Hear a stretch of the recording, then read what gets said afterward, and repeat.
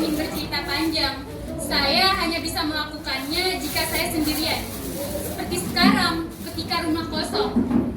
Baik, selamat menyaksikan pertunjukan monolog dari kelas 11 NIA 1 yang berjudul Surat dan Tiga Unggas. Selamat menyaksikan.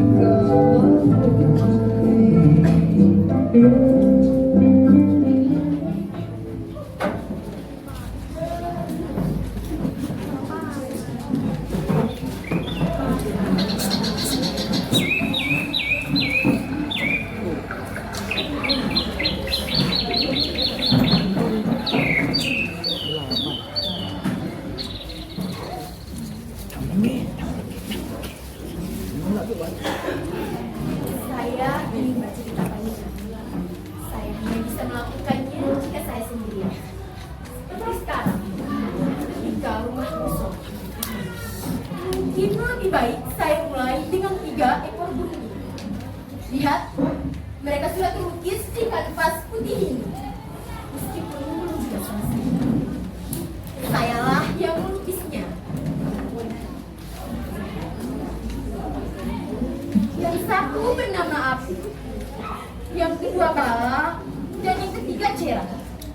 Supaya mudah diingat, seperti alfabet A, B, dan C. Mereka lah yang menemani. Tiap malam mereka hinggap di dahan pohon asam yang telah saya tuliskan pada kanvas ini. Ya, di sini. Lihat. Mereka hinggap sabar di dekat. Sejak 4 hari sebelum suamiku ditembak mati.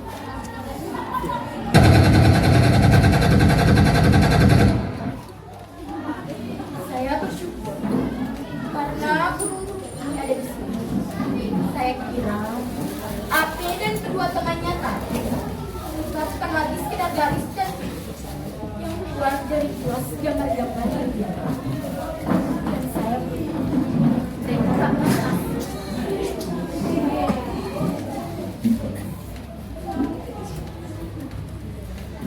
Mungkin kalian perlu tahu, jenazah suami saya tidak ditemukan.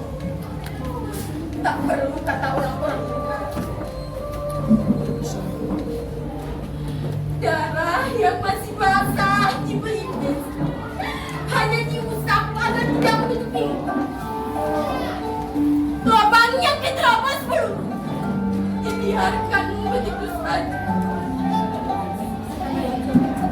Itu yang saya bisa. Benar, Cera. Benar, Bala. Sudah saatnya saya perlu bicara sedikit tentang suami saya. Meskipun saya tak yakin saya bisa menentukan. 4 hari sebelum suamiku ditembak mati di lapangan dekat markas ibu. Dia tampak berjalan keluar rumah dengan pintu belakang. Dia mengenakan baju tidak jadul dan sebuah sarung yang dengan kasutnya yang tua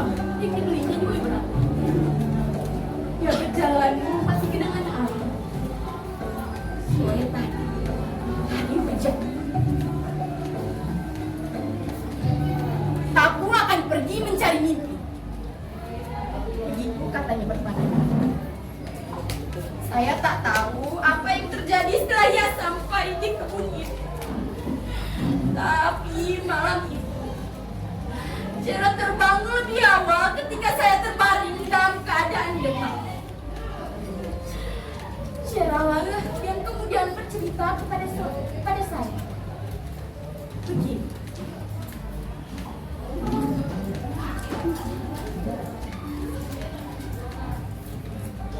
Dari ketinggian 500 meter, melihat dia menyeberangi hutan banyak semak dan ilmu di sekitar. Seorang telah menuruni di sana. Dengar dia bertanya kepada suami. Kak Jen, saya Pia, juru kunci makan. Oh, sudah lama menunggu, sambut suami. Belum Pak, Kak Jen baik-baik saja kan? Mari ikuti saya, makannya terus. Di sudut barat ada sebuah kuburan yang jauh lebih besar dibanding yang lain. Ia terletak di sebuah pondok beratap genting. Tulisannya tinggi bertuliskan huruf Arab seperti kaligrafi yang kaku kata-kata. Lalu kedua laki-laki itu duduk berjongkok. Dari ketinggian, aku tak bisa melihat apakah mata mereka terpejam. Aku tak tahu apakah mereka berdoa atau bersedih. Tak tahu berapa lama mereka berdoa. Lalu suami mengingatkan diri. Dia berbaring di atas tikar. Malam terasa makin gelap. Apa nama kuburan itu? Jalan Gereda? Aku tak tahu. Aku kira suamiku juga tak tahu. Tapi dia ke sana, Cera. Mencari mimpi, katanya. Aku sebenarnya tak tahu. Apa yang didapatnya dari itu?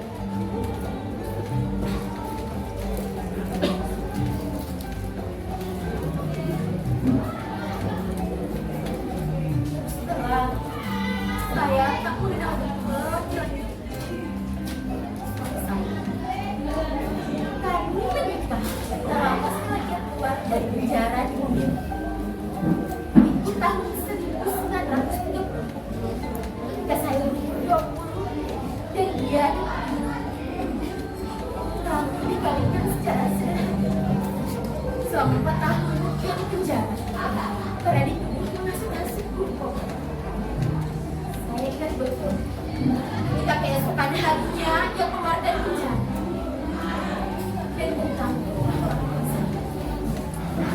Tubuhnya yang tinggi takat tipis, tapi di matanya bukan. Ayah menyukainya. Ia selalu dipanggil Jen, padahal nama aslinya adalah Clark. Dia orang pergerakan yang baik. Kata ayah tentang suami saya. Apakah saya mengenalnya betul setelah kami kawin? Saya tak tahu. Dia tak banyak kerja. Tapi ia suami bertanggung jawab. Dia tidak menetapkan anak istri. Dia bekerja sebagai pegawai koperasi di dekat kantor camat. Sampai Jepang datang. Sampai kami punya benda. Sampai kami bisa mengibarkan bendera merah putih di depan rumah. Tapi kemudian Belanda datang dan kota kami. Sejak saat itu, suami saya sering takut. Dia mencari mimpi.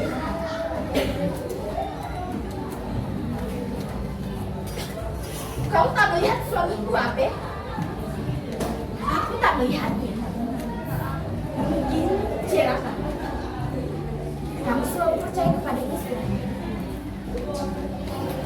Ketika esok malamnya Jane, suamimu kembali dari kuburan, aku sudah hinggap di atas pokok mente yang menaungi makam wali yang biasa kaligrafi patah kain.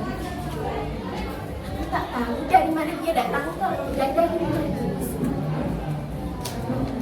Kali ini dia tidak ditemani juru. Dia mengenakan baju surjan bergaris-garis gelap dan berbaring menelentang dengan mata terpejam. Tangan kanannya memegang sebilah keris yang masih disambungkan. Ia hanya berbantalkan sebuah bundelan. Tampaknya sepupu. Mungkin juga pakaian yang menopang bagian atas kepalanya. Hingga kaulus tengah.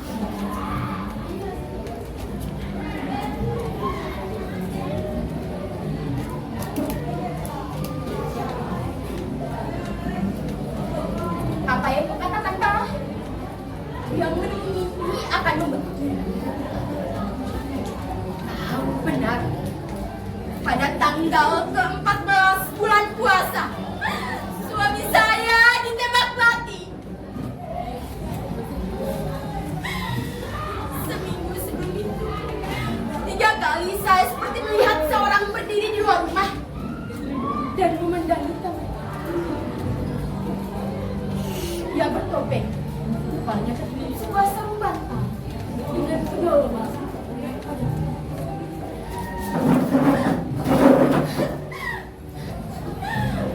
Saya tidak sedang ceritakan ini kepada suami saya.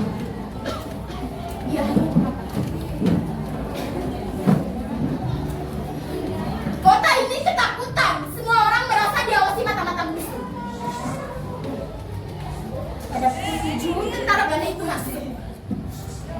Mereka mendobrak pintu belakang, menyepak pintu ke arah luar, menggebrak pintu ruang tempat suami saya menyendiri.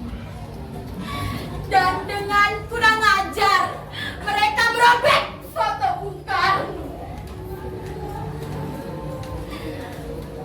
Tapi aneh, mereka tak dapat menemukan suami saya. Saya juga tak tahu bagaimana dia bisa melarikan diri. Setengah jam mereka mencari, menggeledah, membuka semua lemari.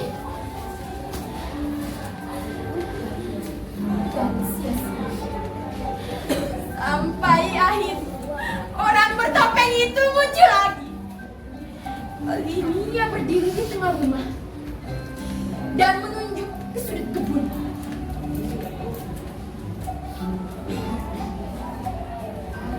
Di bawah pohon asam yang tua, mereka melihat Ahmad Jane terduduk. Seakan-akan tak terjadi sesuatu yang luar biasa di sekitarnya.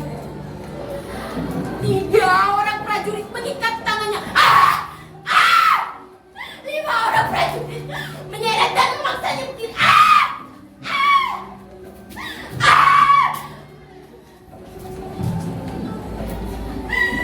Saya menangis. Tapi saya lihat dia memandang saya di rumah. Tapi saya menangis. Sejak saat itu, saya tidak bisa lagi melihat suami saya. Ia dibawa pergi tentara Belanda. Keesokan harinya seorang datang. Seorang yang tak dapat memperkenalkan. Dan hanya menyebut dia baru tiba dari